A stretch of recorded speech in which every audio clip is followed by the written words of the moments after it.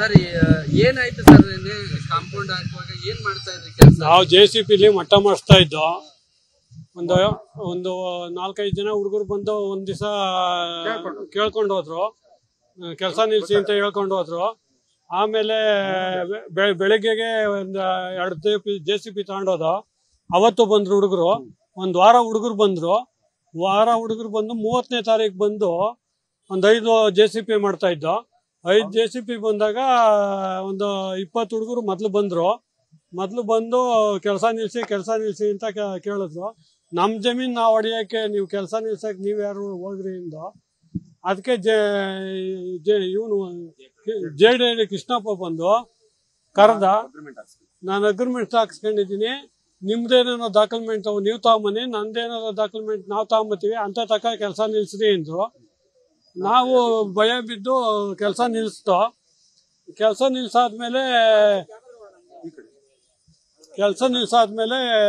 ಬೆಳಿಗ್ಗೆ ಕಂಪ್ಲೇಂಟ್ ಕೊಡಕ್ ಬಂದ್ರೆ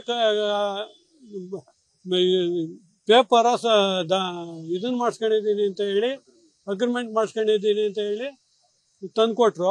ತಂದ್ಕೊಟ್ಟಾದಾಗ ಇಲ್ಲಿ ನಾವು ಪೊಲೀಸ್ ಸ್ಟೇಷನ್ ಬಂದು ಕಂಪ್ಲೇಂಟ್ ಮಾಡ್ದೋ. ಅಲ್ಲ, ಯಾರಾದ್ರೂ ಅಗ್ರಿಮೆಂಟ್ ಮಾಡಿಸ್ಕೊಂಡಿದ್ದಾರೆ ಅಂತ ಅವರು?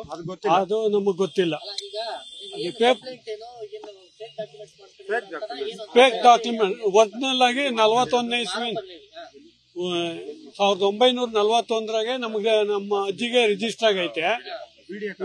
ನಮ್ಮ ಅಜ್ಜಿ ಒಂದು 10 ವರ್ಷ ಆದ್ಮೇಲೆ ತೀರ್ಕೊಂಡ್ಮೇಲೆ ನಮ್ಮ ತಂದೆ ನರಸಿಂಹಯ್ಯಂಗೆ 50ರಾಗೆ 41ರಾಗೆ ನಮ್ಮ ಅಜ್ಜಿಗೆ ಆಗದೆ, 50ರಾಗೆ ನಮ್ಮ ತಂದೆಗೆ ಪಾಲ್ಪಟ್ಟಿ ಇದಾಗಿ ಪೋತಿ ಖಾತೆಯಾಗಿ ಅವತ್ತಿಂದ ಖಾತೆ ಪಾಣಿ ಎಲ್ಲ ನಮ್ಮ ತಂದೆ ನರಸಿಂಹಯ್ಯನ ಹೆಸರಿಗೆ ಬರ್ತಾ ಐತೆ. ನಾವು 60-70 ವರ್ಷ ಅದ್ರಾಗ ಆರಂಭ ಮಾಡಿದ್ದೀವಿ.